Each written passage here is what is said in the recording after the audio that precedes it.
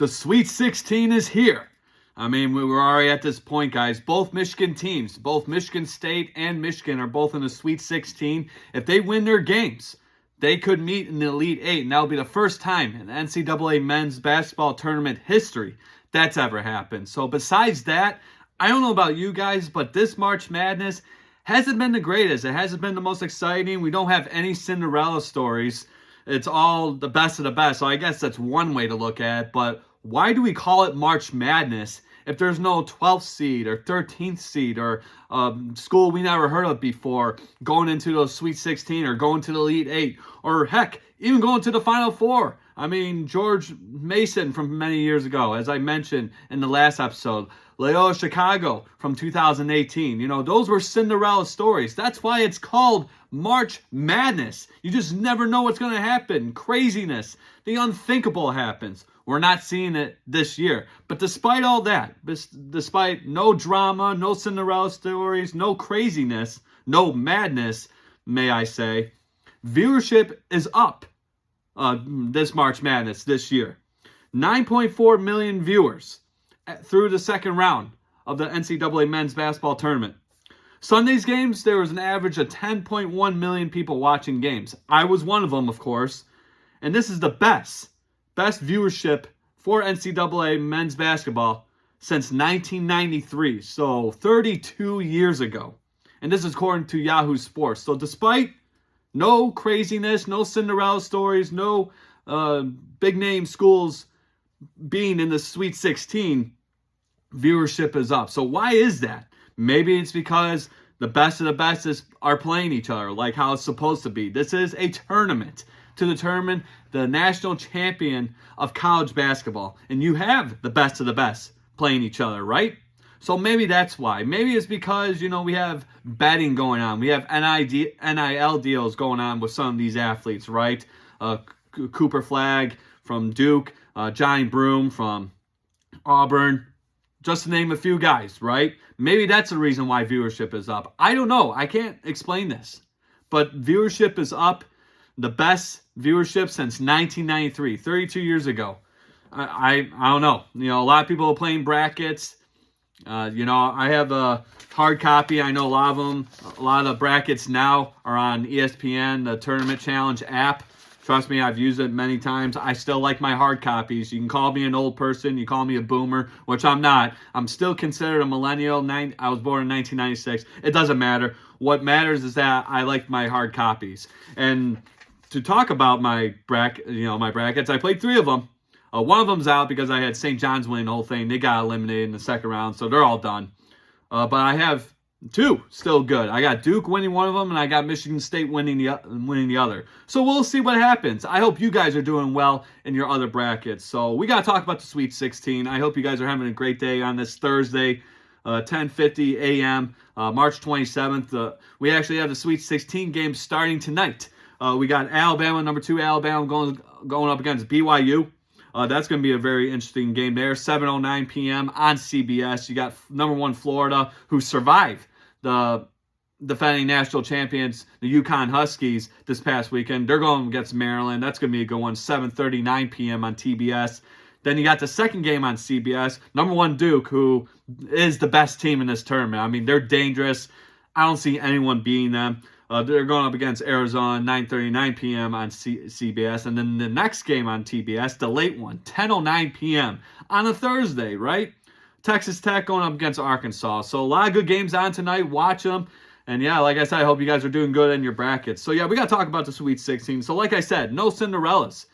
Kind of boring, not exciting, but viewership is up. The best since 1993. But we saw McNeese State, number 12 seed McNeese State, defeat number 5 seed Clemson in the first round last Thursday. 12-5. It's happened now 57 times in NCAA men's basketball tournament history. 57 times a number 12 seed has defeated a 5th seed. That's crazy. But you got McNeese State defeating Clemson in the first round last Thursday. Started the whole madness, right? That's why we call it March Madness. It's crazy, right? It's crazy how those two go together. But then you had Purdue beat McNeese State a couple days later, 76-62. So McNeese State didn't even get past the second round. So you had that going on. And then Colorado State was the other 12th seed who defeated number 5th seed Memphis in the first round, 78-70 last Friday. But then a couple days later, last Sunday, Maryland beat Colorado State 72-71. It was a buzzer beater. It is probably the most exciting game so far in this tournament. Maybe the UConn-Florida game, because Florida survived 77-75 against the defending national champions, the UConn Huskies. But, I mean, a buzzer beater, this was the only one we saw, I do believe. All the games I've watched, all the highlights I watched from the other games, this was the only one with the buzzer beater. There's usually a few of them in March Madness, but this was the only one I can remember from this past weekend. So, yeah, Maryland beats Colorado State. So, no Cinderella for Colorado State, no Cinderella for McNeese State, right? Who's McNeese State? Exactly. 72-71 buzzer beater last Sunday. Derek Queen, freshman, finished with 17 points. Give the ball to the young guy, to your star player. He scores the game winner. However, there was a lot of controversy surrounding the ending of that game between Maryland and Colorado State. Derek Queen, obviously scoring the game winner.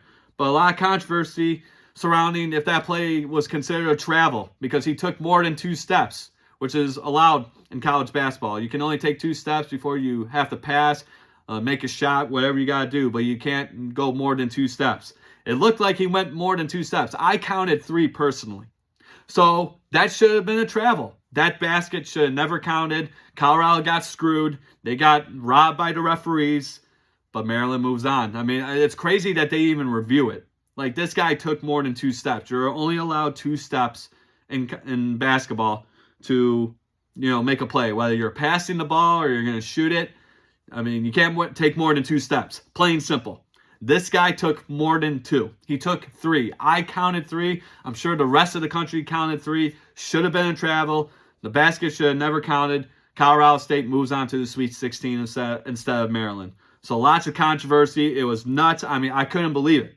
Like, how does the referees miss this? Like, how is this not reviewable? Especially in 2025, where everything's reviewable, where everything has a million eyes. You got your cameras. You got cameras in the sky. I mean, I know we're talking about football, but you got cameras everywhere. And you're telling me that play, the last play of the game, a buzzer beater, cannot be called, can't be reviewed for a possible travel? I don't understand it. It was crazy. So Colorado State did get screwed by the referees. Simply put, Maryland moves on. It is what it is. But it's just crazy that they didn't look it over. They just counted the basket and, bye-bye. And then all the comments on social media and on the internet, it was funny. People are just like, I didn't know you could travel in college basketball. That's more than 2 steps. He carried the ball. That shot should have never counted.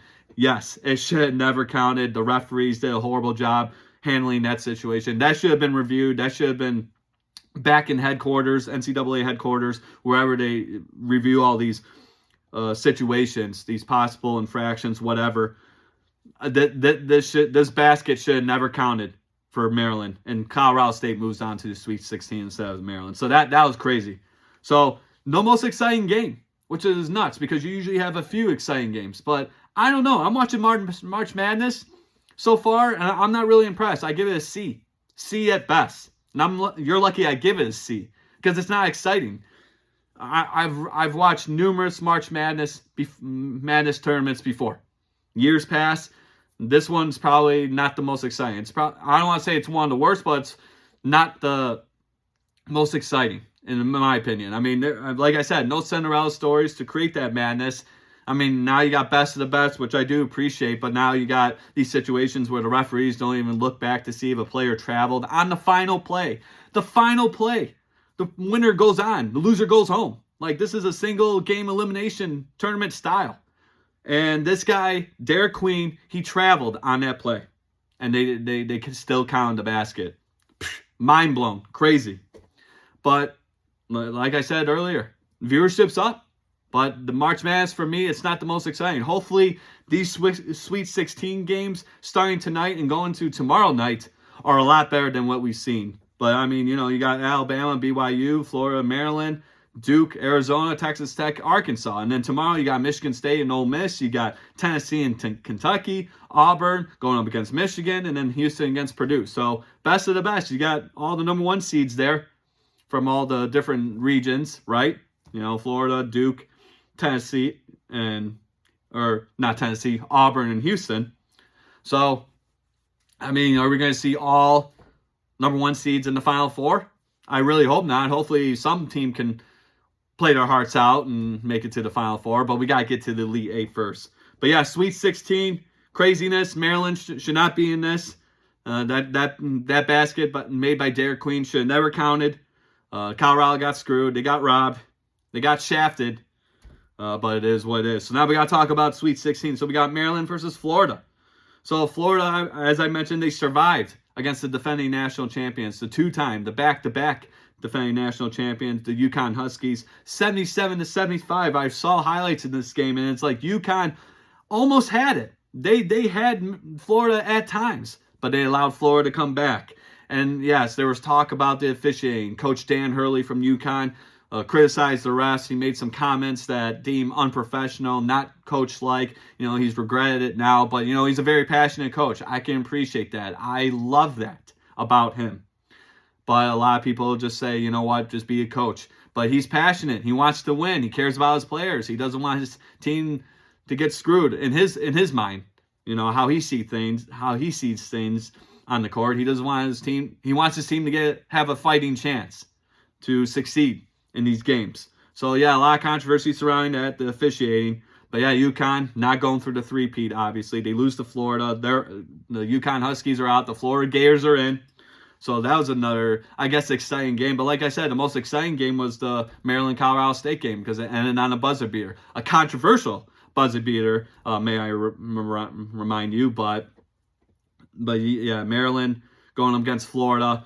You have that game going on tonight, 7:39, as I mentioned, on TBS. So I got Florida winning that one. I think Florida's going to be too much for Maryland. I think the Big Ten, you start to see them dwindling a little bit. Hopefully Michigan and Michigan State. Yes, I'm cheering for Michigan State. Yeah, you can give me crap later. But I'm still cheering for my boys in the blue. Go blue. Hopefully those two Big Ten teams can go on to the Elite 8 and face each other. That would be awesome. But we'll see what happens with that. So you have that game. You have Purdue versus Houston. You got Houston beating Gonzaga 81-76 last Saturday. So you have that game going on tomorrow night. Purdue and Houston, they got the late game on TBS, 10:09 p.m. So that game, I got Houston. Like I said, another Big Ten team, Purdue. I think they're going to lose. Houston, they're a great rebounding team. They shoot the ball. Got a lot of star players there. So I got Houston, the Cougars, winning that one there. So now we got to talk about both Michigan teams. Both Michigan teams are in the Sweet 16, as I mentioned, but we got to talk about first the Ole Miss versus the Michigan State Spartans. So Ole Miss, how did they get to this point? How did they get to the Sweet 16? Well, they beat North Carolina. They were, obviously you guys remember North Carolina, first four. They were the first four to get into the tournament, which is very rare if you're North Carolina Tar Heels. I mean, they have a great basketball program historically, right? Coach Roy Williams was the architect there for many years. They won a couple national championships under his belt, or three of them actually, 2005, 2009, and I do believe, 2017?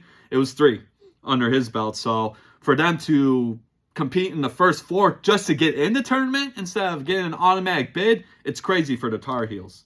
But the Ole Miss Rebels, they beat the Tar Heels 71-64 last Friday, and then they beat Iowa State last Sunday 91-78. So this team, they score baskets. They know what they're doing, and they're led by Malik Dia, forward, junior out of Ole Miss. 6'9", 250 pounds. This guy is an absolute truck. He's a beast. He's a monster.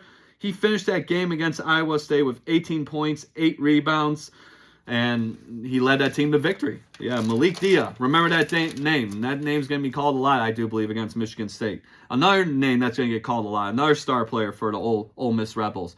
Sean Padua, senior guard, 6'1", 195 pounds. He finished that game with 20 points and 8 assists. Then you have Matthew Morrell, senior guard, 6'4", 205 pounds. He finished that game against Iowa State, 15 points. And then Jamin Brakefield from the bench. He comes from the bench, senior forward, 6'8", 225 pounds. He finished with 19 points. So these bench players, I mean, we'll go through it, but these bench players have been a valuable asset so far in the March Madness tournament. So the team stats versus Iowa State for Ole Miss. Field goal percentage, 58.2%. Three-point percentage, 57.9%. Free throw percentage, 76.2%. So those free throws, I mentioned it last week, they will help you or they will hurt you very badly in this tournament. When you miss free throws, those are points off the board. When you make them, you're just adding to your lead. So for Ole Miss to shoot 76% of free throws, that's great. That's awesome. Good for them. So they finished that in the game against Iowa State. Then they had 29 rebounds. They had 8 total turnovers. So they don't turn the ball over that much. Michigan State, I've seen a couple times where they've had ball security issues. So that might be a factor come into this game. But 8 total turnovers for Mississippi. 20 points off of turnovers for the Rebels. And then they led by 26 points at one point. That was their largest lead in the game against the Iowa State Cyclones. But yeah, they're in the Sweet 16. They're going up against Sparty. So that's going to be an interesting one. I think this game is going to be about turnovers and who can get the most free throws, who has the most opportunities to make free throws, but then the turnover battle. And rebounds, too. 29 rebounds. That's fantastic for Ole Miss. So you have that going on. But now we got to talk about Michigan State, the Spartans, led by the iconic Tom Izzo, a basketball Hall of Famer, 2016. One of the greatest coaches of all time, not just in college basketball, but in all sports. That guy is absolutely phenomenal. Almost 30 years there being the head coach. He's been with the program for over 40 as an assistant, and obviously he became the head coach in 1995. So, yeah, damn near 30 years being at Michigan State, being the head basketball coach there. So how did the Spartans get here to the Sweet 16? Well, they beat the Bryant Bulldogs last Friday, 87-62. So they handled their business. They kicked ass. They absolutely dominated. And then they beat New Mexico, who at times I'm watching this game and they struggled. New Mexico was giving Sparty a very hard time. It was actually a good game, in my opinion. Like, all said and done, the Michigan State ended up being the New Mexico Lobos 71-63, this past Sunday. But there was times where New Mexico was like, you think you're going to kick us now? No, we're going to come up and punch you in the face. We're going to come after you. We're going to, suffocate you. You think you're going to get an easy win against us? I don't think so. So New Mexico, at times, giving Sparty a hard time, but Sparty was able to get the victory, 71-63. That was a good game. I enjoyed that game. So in that game against New Mexico, led by Jaden Atkins, senior guard from Farmington Hills, right here in Michigan. He finished off the night with 16 points. You had Frankie Fiddler from the bench, senior forward, 6'7", 217 pounds. He finished with 10 points. Trey Holloman from the bench, junior guard, 6'2", 185 pounds. He finished with 14 points. And then you had Chase Richardson. He's supposed to be a star player for Michigan State. He did not have a great game in this game. Freshman guard, 6'3", 185 pounds. His dad was also coached by Tom Izzo during their 2000 national championship year. So that's crazy. It runs in the family, right? For the Richardson family. But yeah, Chase Richardson. He finished 1 for 10 field goals, which is absolutely atrocious. 0 for 5 from the three-point range, and he only finished with 6 points. Like, Chase Richardson, my friend, you got to get going. I mean, Ole Miss is no slouch. I mean, you got to get ready for tomorrow night. But one of your best players finishes 1 for 10 field goal, 0 for 5 three-point shooting, and then only 6 points. That's pathetic. You can't do that, especially in an NCAA tournament when you're one of the key players, when you're one of the key guys that this team, your coach, these fans rely on you. You have to show up. And against New Mexico, you only finished with 6 points. It's not going to cut it against Ole Miss because Ole Miss is a much better basketball team than New Mexico. Give it to New Mexico. They fought their asses off, but Ole Miss is the real deal. So Chase Richardson, let's go, dude. You got to show up in this game tomorrow night. So the team stats for Michigan State, we'll go through that a little bit. So field goal percentage, only 44.4%. Not great at all. 3-point percentage, atrocious, an absolute disgusting 26.7% from the 3-point area. You can't do that. I mean, that's disgusting. And then 67.9% free throw shooting. I mean, it's not the greatest, but I mean, it's not the worst either. But they got to finish that off. And I said earlier, it's going to come down to rebounds, turnovers, and free throws for these two teams, Ole Miss and Michigan State. So 67.9 free throw percentage, that's not good. You know, I mean, by Michigan State standards, they're usually a good free throw shooting team.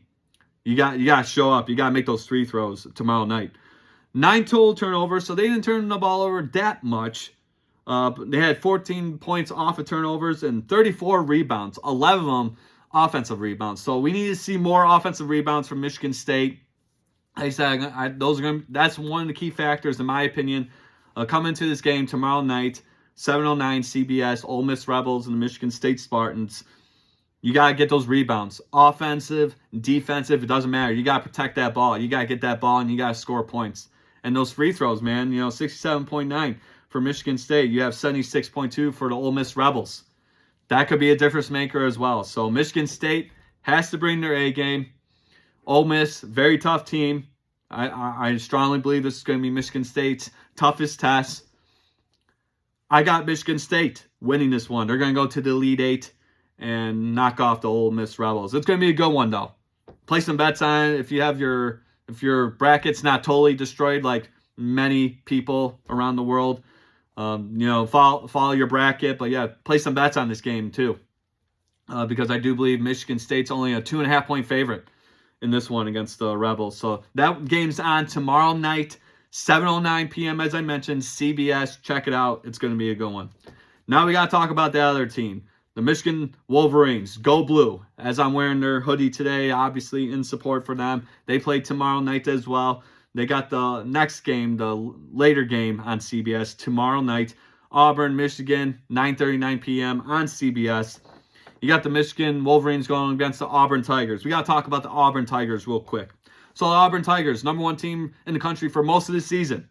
I mean, they were ranked number 1 for a good majority of the NCAA men's basketball season. How did they get here? How did the Tigers, the number 1 seed Auburn Tigers, get here? Well, they beat Alabama State, which was considered a Cinderella story, but I mean, they beat them by 20 points, 83-63. I mean, yeah, it was a great ride for Alabama State, but usually rides eventually end. Nothing lasts forever, and we saw that at the beginning of March Madness last week. And then they beat Creighton, who at times Creighton was up against Auburn. I really thought Creighton was going to beat the Auburn Tigers, but it didn't happen. It's unfortunate. It sucks because Creighton's one of those teams that they're always in it. Like they compete. They're a good basketball team, but they hit a roadblock. They hit a giant like Auburn, and they just crumble. They end up losing to the Auburn Tigers 82-70 last Saturday. So the Auburn Tigers are here, and they're led by Johnny Broome, senior, a forward, 6'10", 240 pounds, big guy. I mean, he's a beast. But he didn't have the greatest game against the Creighton Blue Jays. 8 points, 0 for 4 from the 3-point range, 4 for 13 field goal percentage, and he had 12 rebounds. I mean, that's good, right? But, I mean, shooting-wise, god-awful, disgusting, horrible. And you can't do that when you're a star player. You cannot do that. You cannot play like that when you're a star player. So Johnny Broome has to show up against the Michigan Wolverines. So you have that. Chad Baker-Mazara, 6'7", senior guard, 180 pounds, from the Dominican Republic. He finished that game against the Creighton Blue Jays with 17 points, 6 for 12 field goals. So 50%, it's okay, right? Not the greatest, but not the worst. Denver Jones, senior guard, 6'4", 205 pounds. He finished that game, 15 points, 5 for 8 field goals. So he did really good, right? So a lot of these guys, I'm telling you, you have to have a supporting cast. What did I say last week? You're not going to win games, especially in March Madness. You're not going to win games with just one player. Auburn has not just Johnny Broome, but Chad Baker-Mazara, Denver Jones, this other gentleman I'm going to mention, Tahad Pettiford, from the bench, freshman guard from New Jersey, 6'1", 175 pounds, not the biggest dude, but he can ball. He can play when you ask him to get his ass in there and light it up. And he did lit it up. 23 points in this game. 7 for 14 from field goals. Absolutely awesome. And that's from the bench. He's not even a starter. He came from the bench and he did all that. 23 points. Good for you, man. Good for you. Tahad Pettiford. Remember that name against Michigan because I strongly believe he's going to be a problem for those Wolverines. But now we got to go through the team stats for Auburn. Field goal percentage, 46.9%. 3-point percentage, 36.8%. That's horrible. I mean, despite a lot of these guys scoring points, their 3-point percentage was god-awful. I mean, like I said, Johnny Broome was 0 for 4 through the 3-point range. You have to fix that.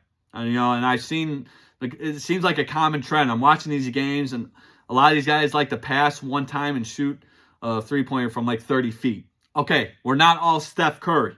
Like Steph Curry, the best 3-point shooter in NBA history. I mean, he's in the NBA for a reason. He's won a couple NBA championships. He's been the face for many years now, and he's a great 3-point shooter. But not everybody's Steph Curry. So stop acting like it. I see this. One pass, shoot. Like, no, pass it around, get close to the basket. Dude, get points in the paint because they are points regardless. Like I said, not everybody is Steph Curry. Stop acting like it. So, I see a 36.8 3-point percentage for the Auburn Tigers, number 1 seed, number 1 team in the country for a majority of the season. I mean, you're not going to be successful doing that. I mean, it's god-awful. And then free throw percentage, 71.4. Okay, so they rebound a little bit. They get their points from free throws. Like I said, they count, especially in March Madness. You got to make those free throws. And they had 37 rebounds, 7 total turnovers, so they didn't turn the ball over a whole lot. That helped them for sure against Creighton. And then at one point against the Creighton Blue Jays, they had a 14-point lead, which was the largest in the game. So Auburn's here. They're going up against Michigan. Of course, we have to go against them, but whatever. It is what it is. It's March Madness. Anything can happen. It's sports. I've seen the impossible happen at times. But now we got to talk about the Michigan Wolverines. So Michigan, how did they get to the Sweet 16? How did they get to this point? How were they the lucky ones to go up against the number 1 seed Auburn Tigers? I mean, we're so lucky, right? But how did they get here? Well, they barely beat UC San Diego, which was a 12th seed, and we were a 5th seed. So we barely beat those guys, 68-65 last Thursday when the madness started on CBS. They beat Texas A&M this past Saturday, a much better game for the Michigan Wolverines, 91-79 last Saturday. So you had that going on. But yeah, to barely beat UC San Diego, the Tritons, who's that team? Exactly. I mean, we only won by 3 points, and we looked god awful in that game. I said it last week on the podcast. I said it in one of my videos that I put out there on Instagram. I mean, god awful performance by Michigan against the UC San Diego Tritons. But a much better game against the Aggies last Saturday, 91-79. And then in that game against Texas A&M, Danny Wolf, junior center, 7 foot, 250 pounds, 14 points. His 3-point shot, like, dude, Danny Wolf, stop taking 3-pointers. You're god-awful at them. Just get to the basket, get the rebounds, and get the 2 points because your 3-point shooting is god-awful. He was 0 for 3 for the 3-point shot, and he was 6 for 13 field goals. So not the greatest game from him. I mean, he still had 14 points. He's a beast, 7 feet, 250 pounds, but stop taking a 3-point shot. I mean, it's just god-awful. I've seen it numerous times already, and it makes me sick. So stop taking the 3-point shot, Danny Wolf. And then you got the other beast. You got the other monster, Vladislav Golden, or Vladdy Golden. Senior center, 7'1", 250 pounds. Career high 23 points in that game against the Texas A&M Aggies. 7 for 14 from the field goal. So a much better game from that monster compared to the other monster, Danny Wolf. So good for him. Hopefully he keeps that up because Auburn, no joke. They got stars on that team. So you got to play your ass off again, Vladdy Golden. And then you had Trey Donaldson, junior guard, 6'3", 195 pounds. 8 points from him, not the greatest night. 0 for 3 from 3-point mark. You got to turn that around, man. I mean, this ain't no joke now. You're in the Sweet 16. You have a chance to go to the Elite 8. And you're going up against one of the toughest teams in the tournament, in the Auburn Tigers. Trey Donaldson, clean it up, dude. I mean, you're better than that. 0 for 3 from the 3-point spot. That's unacceptable, especially for Michigan standards. It's unacceptable. Yeah, get that fixed. So you have that, and then Roddy Gale, From the bench, junior guard, 6'5", 205 pounds, 26 points for Roddy Gale Jr. 26 points from the bench. 7 for 14 field goals. So he did absolutely well. Have him start. 26 points. That's awesome. That's fantastic. But yeah, we don't have Roddy Gale Jr. in that game. We might lose that game against the Aggies. But yeah, 26 points from the bench, 7 for 14 field goals. Good for him. Good for him. I hope we see a lot of him tomorrow night against the Auburn Tigers. So now the team stats for Michigan against the Texas A&M Aggies. So field goal percentage, 43.1, 27.3% from the three-point mark. That is disgusting. I mean, is that Michigan basketball or what the hell are we watching here? Like, dude, you got to fix that. 27.3% from the three-point line is not going to get you a victory against the Auburn Tigers. I'm just saying that right now. So clean that up, get that fixed. You know, like, get your heads in the game. Like, this is Auburn. You know, this ain't UC San Diego, which you only won by 3 points. Like, you're facing Auburn, number 1 seed, number 1 team in the country for the majority of the college basketball season. Let's go. Like get your asses going. You know, start working together, start making those shots. You can't sleep on Auburn. So you had that. Free throw percentage, 80.6%. That saved us. A lot of free throws in this game for the Michigan Wolverines. Good for them. I mean, that is a difference maker. So 80.6%. That's amazing. Great. So 3-point percentage, not the greatest. God awful, disgusting. What the hell are we doing? You guys are bums. To all of a sudden, the free throw percentage is 80.6. Okay, we're getting points. Yes, you're doing what you're supposed to do. Awesome. So you have that. 48 rebounds for the Michigan Wolverines. 16 offensive rebounds, 32 defensive rebounds. So that's awesome. And like I said, this is going to be another rebound, turnover, free throw battle, in my opinion, between Michigan and Auburn. And then Michigan only had 9 total turnovers, so not bad. A lot better than the first than the first game where you had 14 overall, and then you had 9 in the first half. So we cleaned that up a little bit, but we definitely have to protect that ball against Auburn because they will kill us. They will destroy us. They will embarrass us on the floor if we keep turning the ball over like we did against UC San Diego first round in March Madness. And then points off of turnovers, Michigan had 12. And then we had 42 points from the paint. So like I said, get those 2 monsters in there. Get Danny Wolf, get Vladdy Golden, get those 7-footers in that paint and score. Like, it's possible. We can do this. But it's not going to be an easy task. You got Auburn. Auburn is number 1 seed for a reason. They were the number 1 team in the country for a reason. They have Johnny Broome. They have all these guys who are great players who can contribute to success of the team. This is not going to be an easy task for the Michigan Wolverines. So who's my pick for Michigan and Auburn? If Michigan can not turn over the ball, if they can get more rebounds, if they can have a higher free throw percentage and not make stupid decisions, they can win this game. However, you got Auburn. As I mentioned, Johnny Broome. You have all these other guys. Tahad Pettiford. You know, you have Denver Jones. You have Chad Baker-Mazara. Those are a lot of great basketball players for these Auburn Tigers. If Michigan makes mistakes, Auburn's going to win this game. This has to be a mistake-free basketball game from the Michigan Wolverines against Auburn. You make too many mistakes, it's over. You're done. He's out like a light. Night-night. Goodbye. See you later.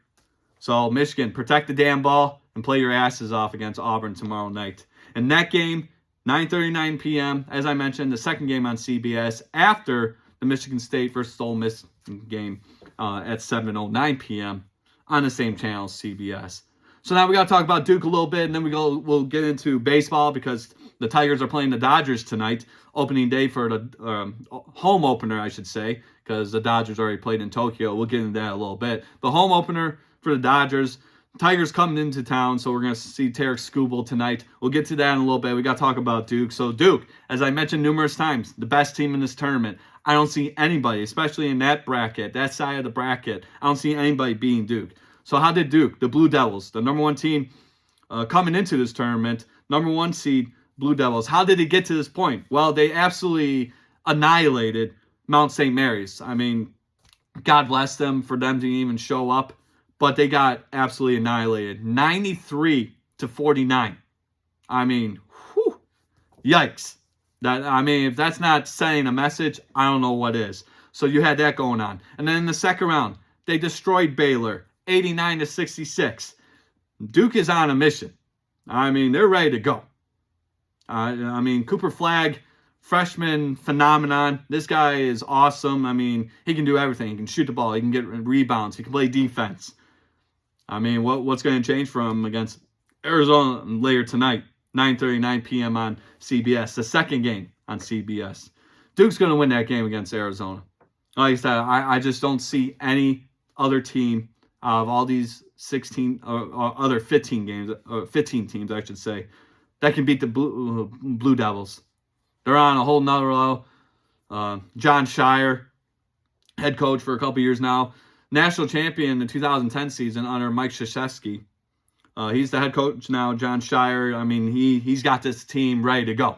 Like, we're going to win a national championship. We're bringing one back to North Carolina, and we're going to rub it in North Carolina's face. I mean, right? So we'll see what happens. But like I said, I don't see anybody beating Duke. That is a scary team, man. Like, that is a frightening team. Like, I don't want, if I was a betting man, like, I don't think anyone, like Michigan State, I don't think they can beat them. I don't think even Michigan, if they get that far, can beat Duke. I mean, it's a complete 180. You're comparing apples to oranges at this point. But yeah, Duke, totally dominant. No one's beating them, in my opinion. I think they're going to take this to the bank. They're going to win the national championships. I'm saying that right now. They're going to win the national championship when it's all said and done. Championship game, April 7th, Monday, in the Alamo Dome in San Antonio, Texas. Duke, they're going to cut down the nets when it's all said and done. So that's college basketball. Watch some games tonight. First game, Alabama, BYU, 7:09 p.m. on CBS. And then you got other games on at TBS as well. And then tomorrow night, you got Michigan State and Ole Miss. First game, 7:09 p.m. on CBS. And you got Auburn versus Michigan. Second game on CBS at 9:39. So place your bets. Hopefully you guys are doing well in your brackets. But the madness continues as we enter into the Sweet 16. So you have that going on. Now we got to talk about baseball. Whoa, wait a minute. The Bryce talks about baseball? You damn right I do. We're talking about baseball right now because, hey, the Tigers, they had that great run towards the end of the season. I mean, they started god-awful. But, September, October, it was good enough for a playoff. For the Tigers, they hadn't made it to the playoffs in a while. So good for them, but now they look to continue that because the regular season for them starts tonight against the defending World Series champions, the Los Angeles Dodgers. I mean, that team is going to be great for like years. I mean, me and my best friend Eric, shout out to him, by the way. He's a big baseball fanatic. He even told me, yeah, dude, they're set up for like the next 10 years. And I don't blame him. I mean, the Dodgers are an historic franchise. They've been good the past few years. They're really starting to contend in the National League.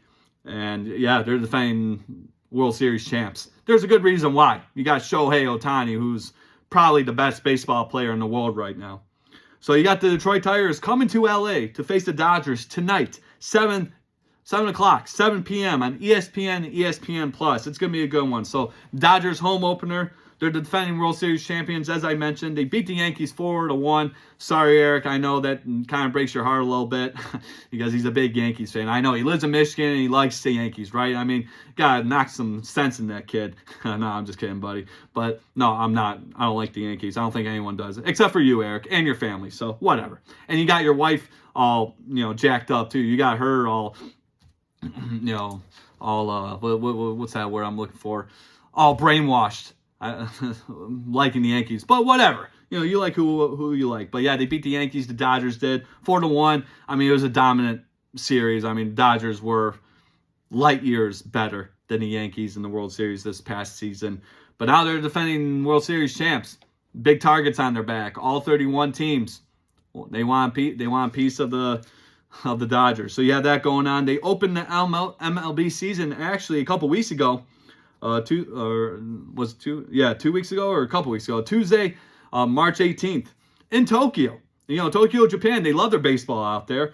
They went up against the Cubs, another iconic franchise. They won their World Series, their first World Series in 108 years back in 2016. They haven't won anything since, but iconic franchise nonetheless. They beat the Cubs 4-1 that Tuesday. So that's how the MLB season started for the regular season, way out in Tokyo, Japan.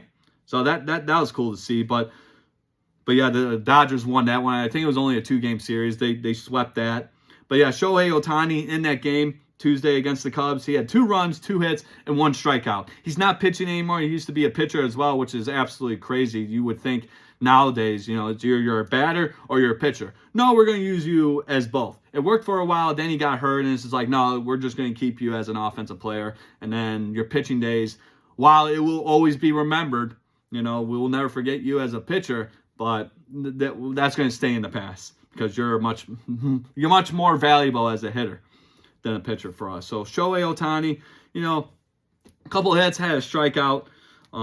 So not the greatest, but I mean, dude, we got 160 other games. 162 overall for baseball. We got 100 plus games ready to go. So we'll see what happens. Hopefully he stays healthy. I like watching Shohei Ohtani. He's good for baseball, right? You have to have that guy to be the face of a franchise, to be the face of a league. He is the face without question of the MLB. So yeah, that going on. And then the Dodgers, they won 2 out of 3 against the Angels, the Los Angeles Angels. Blake Snell, he's going to get the start for the Dodgers tonight against the Tigers. He comes from the Giants. He had 20 starts. He had a 5-3 record, 3.12 ERA, 145 strikeouts, 44 walks. He spent most of the season last year with the Giants being injured, and I think he had paternity leave.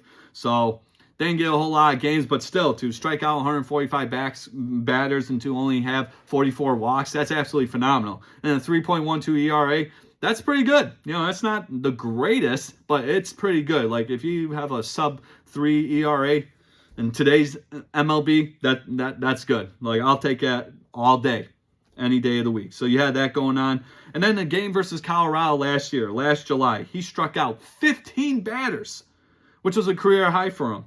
Over 6 scoreless innings. And this was the most strikeouts in 6 or less innings in MLB history. So making history there for Blake Snell. He's with the Dodgers now. He was with the Giants last year.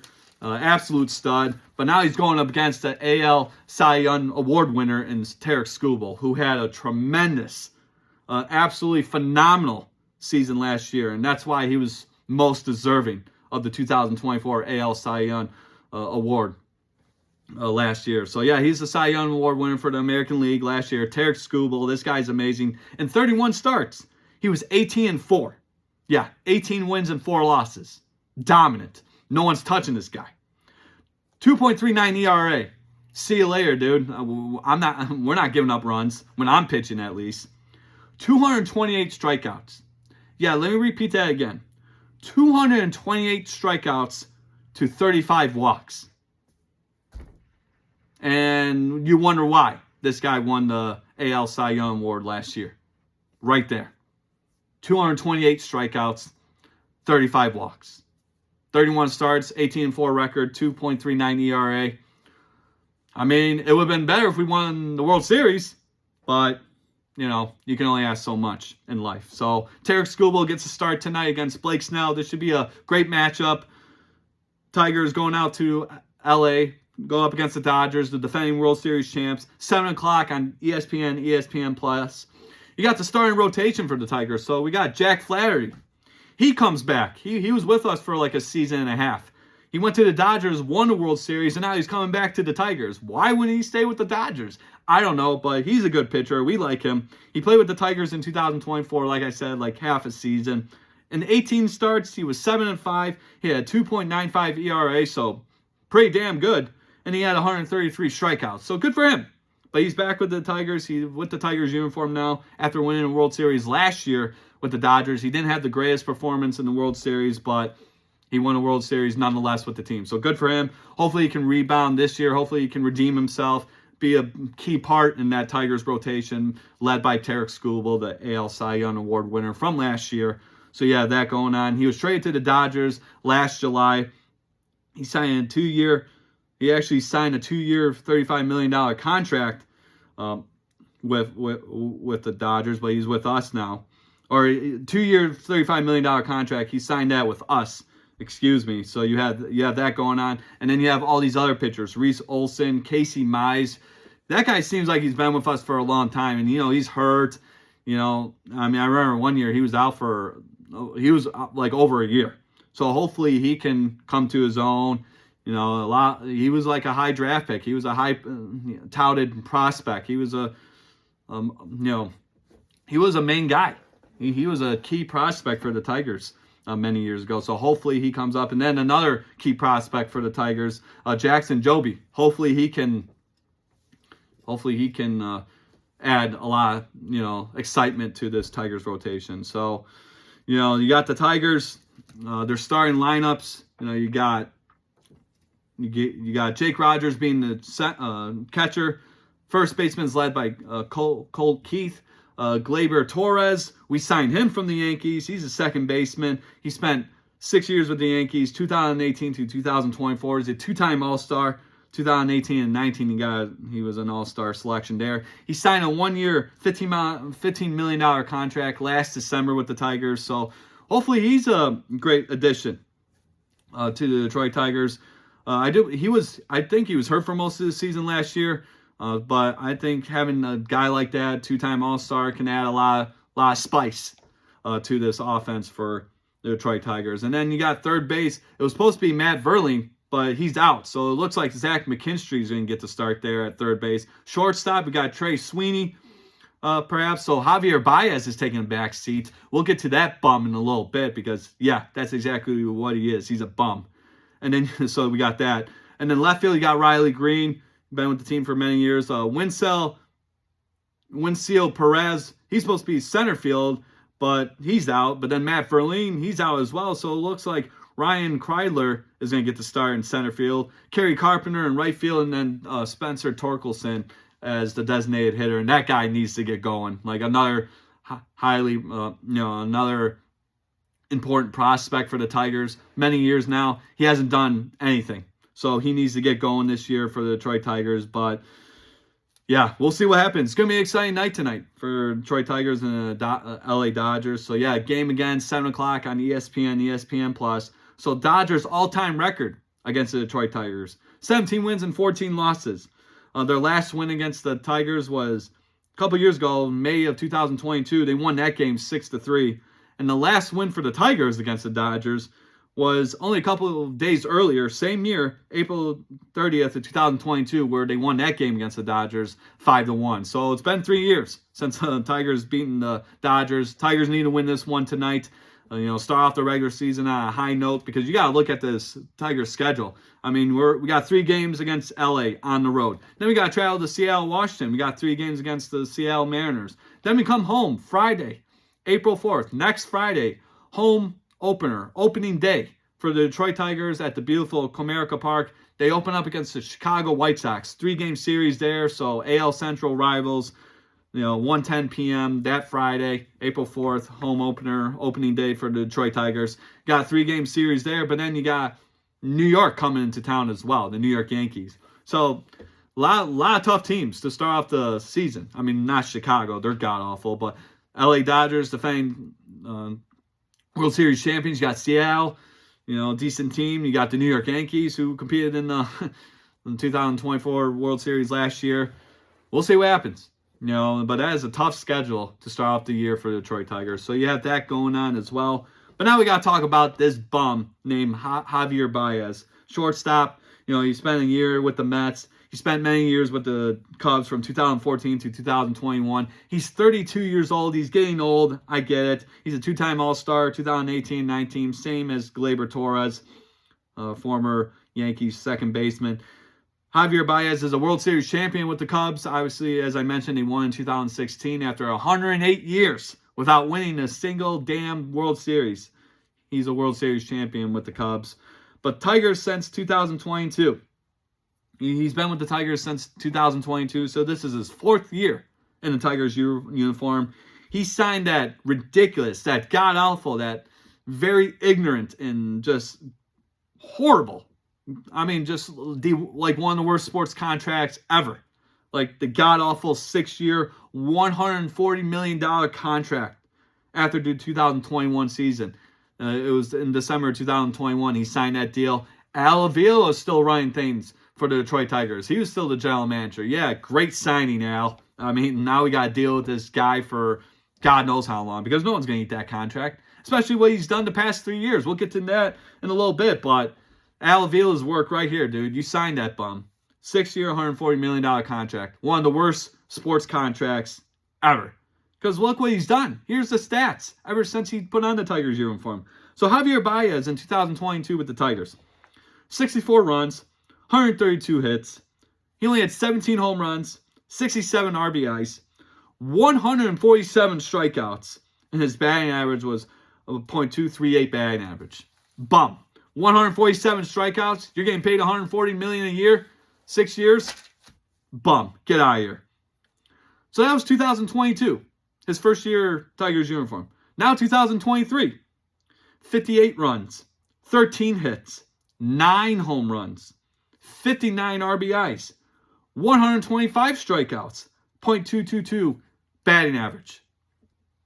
Like, what are we doing here? Yeah, you're really regretting that contract, aren't you, Al Avila? Way to go, dude. Thank God you're not running things anymore. Scott Harris says, because he actually knows what the hell he's doing. 2024, 25 runs, 50 hits, 6 home runs, 37 RBIs, 69 strikeouts, .184 batting average. Okay, he had an injured, plagued year. That's fine. I mean, it happens. But, dude, you are not showing us why you deserve the $140 million contract for 6 years. I mean, this is your 5th year, or 4th year, rather, in the Tigers uniform. And you're not even starting. Like, I'm looking at the starters right now. Shortstop, Trey Sweeney took your spot. So, maybe that's a lesson. Maybe you need to start thinking, how can I better my game? Man, you know, I feel bad for these people. Yeah. I mean, 6 years, $140 million contracts. You're striking out 147 times your first year in the Detroit Tigers uniform. Bravo, dude. Congratulations. 125 strikeouts the next year. 69 strikeouts in your injured, plagued year last year. What are you doing, dude? Like, dude, come on. Let's go. I mean, it's pathetic. But yeah, Scott Harris running stuff now for the Detroit Tigers. He's the president of baseball operations. He was a Giants GM from 2019 to 2022, and he was an assistant GM for the Cubs in 2018 and 19. Young guy, 37 years old, so good for him. You know, Gleyber Torres, hopefully he pans out. I really hope for Gleyber Torres we don't have another Javier Baez situation. So, yeah, we'll see with that. So, but yeah, he only signed a 1-year, $15 million contract last December, so not too bad.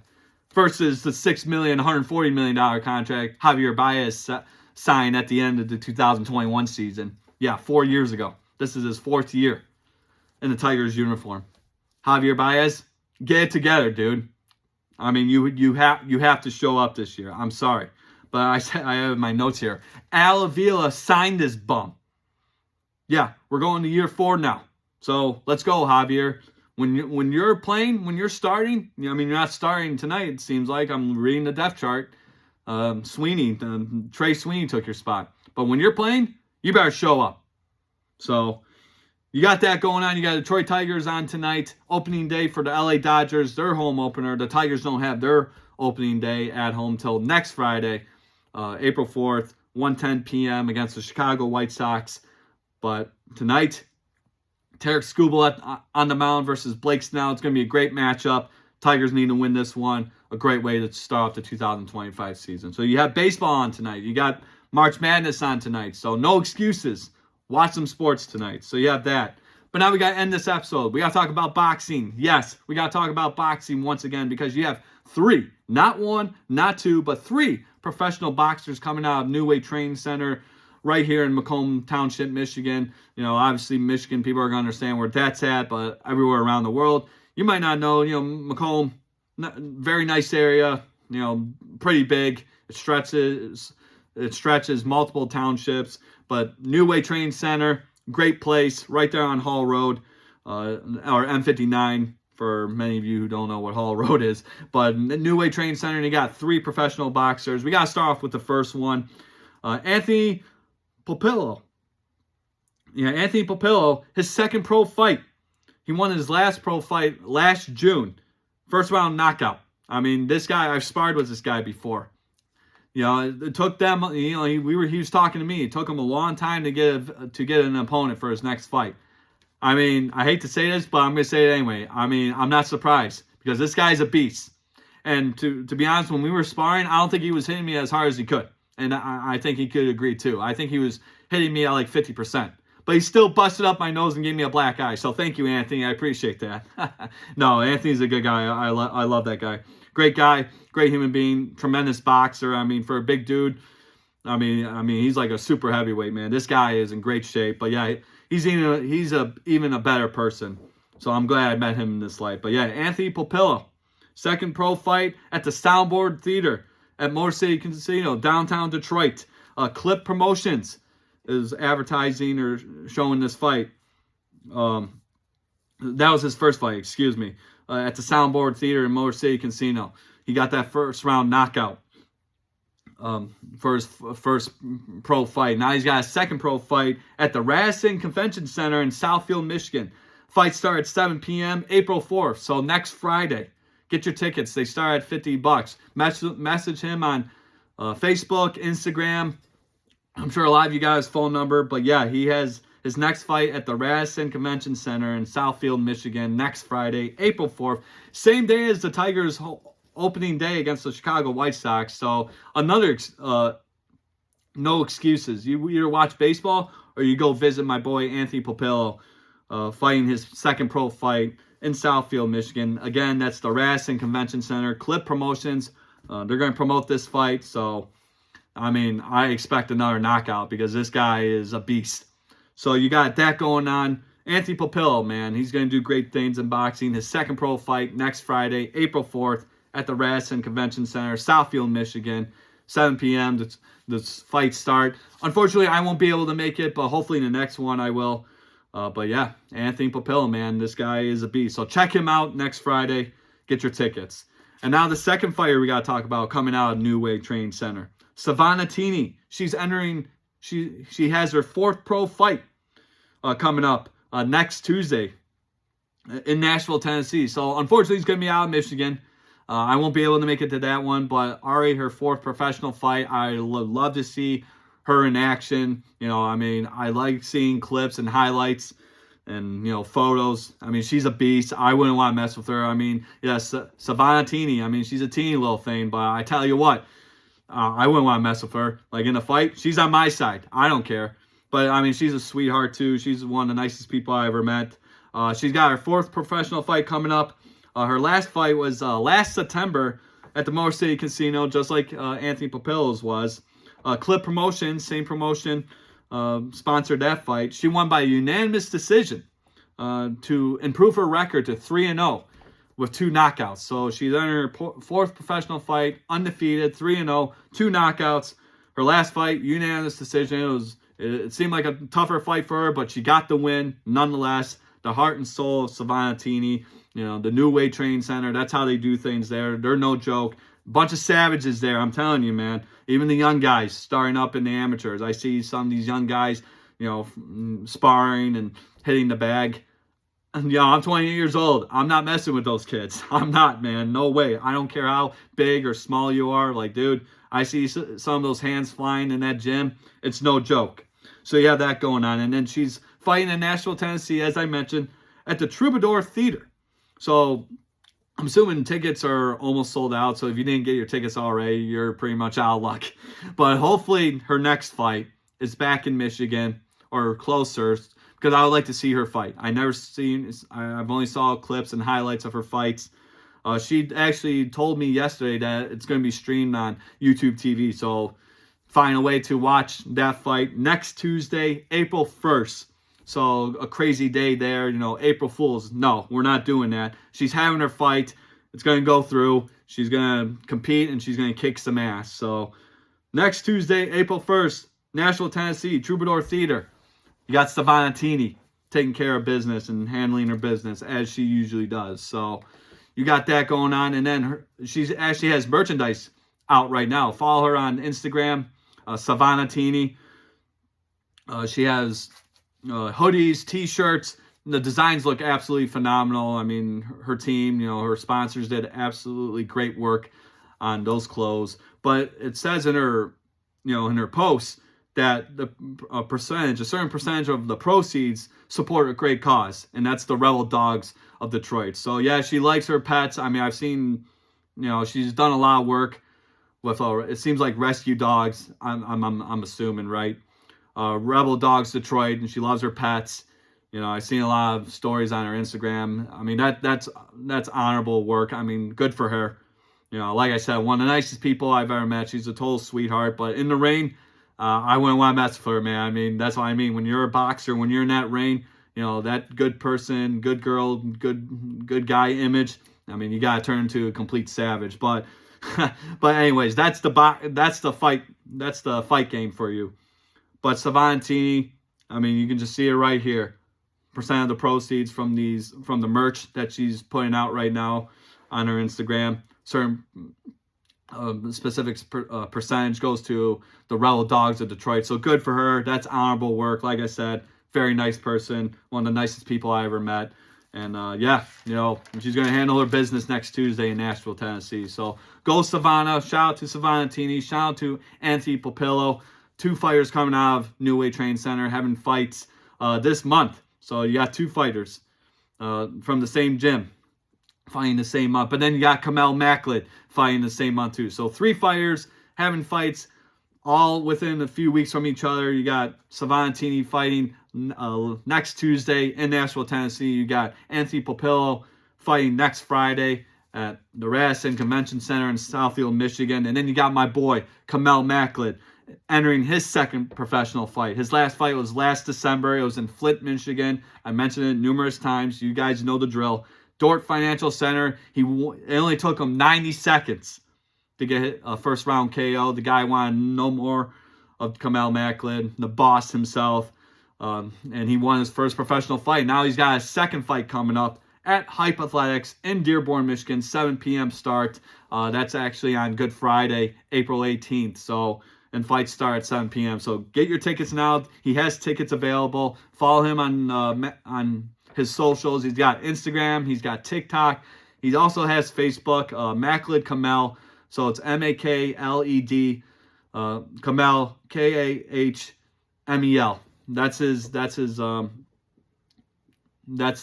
his social media account. So follow him. Give him a shout out, message him, get your tickets, get your asses there. It's going to be a great fight. And then Savannah Teeny, give her a shout out as well. So Savannah, Savannah, and then Teeny, obviously Tini. Yeah, simple enough, right? But yeah, follow her on Instagram as well. And then Anthony Popillo, that's Anthony, obviously a lot of you know how to spell that. Anthony, and then Popillo, Pupillo. That's Popillo, not Popillo, Popillo. I made sure I got that right. I texted him yesterday and asked him, how do you pronounce your last name? And it's Popillo. Okay, good, because I don't want to get punched in the face by you if I mispronounce it. So yeah, shout out to all these fighters. They're going to do great. I see victories coming across. It's going to be a total sweep for our New Way Training Center boxers. Anthony Popillo is going to win his fight next Friday. You got Savannah Teeny going to win her fight next Tuesday, April 1st. And you got my boy Kamel Macklin. He's going to win his fight Good Friday in a couple weeks, April 18th, at Hype Athletics in Dearborn, Michigan, 7 p.m. start. So shout out to all 3 of those fighters. Follow them on the social media. All of them have Instagrams.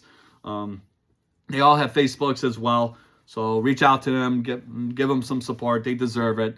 3 of the nicest people I ever meet. But they're all, 3 of them, complete savages. And I wouldn't want to mess with them outside the ring. So you have that going on as well. And with that being said, ladies and gentlemen, we are done with today's episode of Guys Time. So thank you for joining me.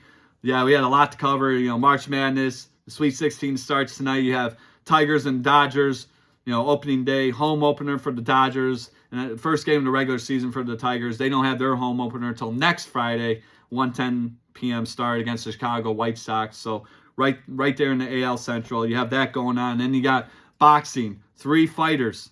Yeah, not 1, not 2, but 3 fighters coming out of New Way Training Center. You got Anthony Popillo, super heavyweight, guy's a beast. Like I said, I sparred with him a few times. Yeah, he's a savage. I'm just going to leave it at that. So you have him going on. But like I said, one of the nicest guys I ever met. Yeah, I know. Guy who punches me. Oh, he's a cool guy. He's a nice guy. Yeah. You don't understand if you never sparred before. But no, truly and honestly, he's one of the nicest guys I ever met. So you have that. Savannah Teeny, one of the nicest people I ever met.